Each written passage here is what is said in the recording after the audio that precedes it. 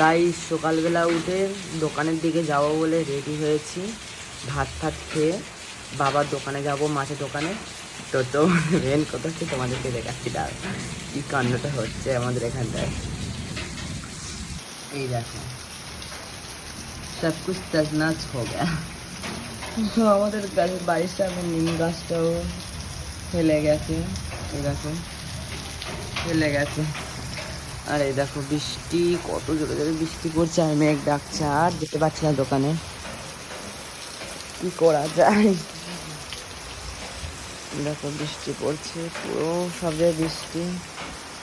এত করে বৃষ্টিটা পড়ছে ভালো মতন নেই, যা গরম পড়েছে বৃষ্টিটা পড়ছে ভালো হয়েছে, বাট আমার যাওয়া হলো না।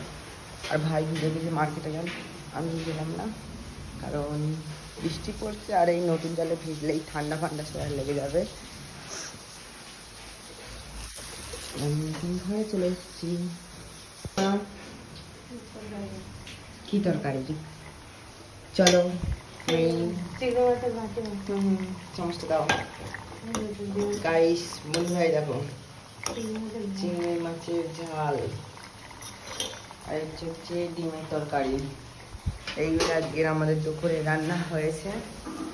আর তোমাদের ওই পাশে কত জোরে বৃষ্টি হচ্ছে কি হচ্ছে না, কিছু কিছু জায়গায় আমাদের গ্রামের দিকে ফোন করছি, বাট হচ্ছে না বৃষ্টি। তোমাদের ওই পাশে হচ্ছে তো অবশ্যই কমেন্টে জানাও বৃষ্টি হচ্ছে কিছু।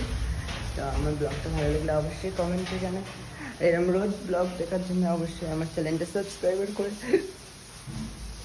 লাইক করে পাশে থাকো। টাটা বন্ধুরা, ভালো থাকবেন।